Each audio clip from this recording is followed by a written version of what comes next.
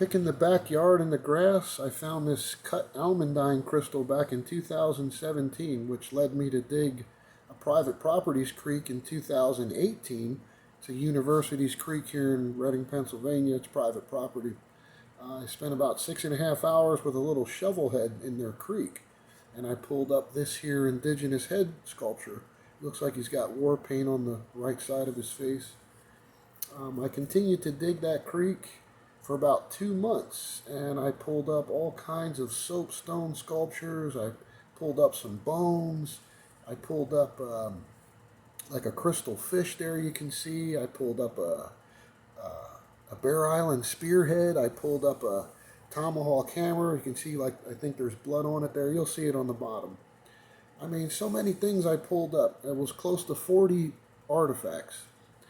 And when I contacted the property owners, they were happy. They were excited because I let them know that I sent a picture to the Harrisburg State Museum, and the curator there already confirmed everything that I found to be artifacts. He already confirmed it. So I let the property owners know, and they were happy and excited, man. So was I. So they took my finder's information, and I just can't explain how happy I truly was. And I waited, a good 9 months, and I thought, well, let me go out there and pull up some more, so that's what I did ultimately. But you can see the tomahawk hammer there. I had it on the other side so you can kind of see the blood on it. Here's some of the bones that I found out of there. All the stuff here I found in about 2 months. And you'll see the newer stuff that I pulled up in 2019. Because from 2018 to 19, the property owners were excited up until 2019, and then they let me know they don't want anything to do with it. I mean, I found this, it looks like a newer metal. It had like a chemical smell to it. It was very soft. But they let me know they don't want anything more to do with it. They wouldn't give any reason or anything like that. They just let me know they don't want anything more to do with it. So all the information that you see here was pretty much terminated by the property owners. My guess is they didn't want to be retaliated against by this government, because there's a lot of racism and discrimination here in Reading, Pennsylvania. There is. And this is the real history of Reading, Pennsylvania, right here. Christopher Columbus didn't discover anything, at all. And this proves it. As I was digging that creek, I came across a melted, eroded piece of quartz. Quartz normally is supposed to be resistant to erosion, but this particular piece is completely eroded.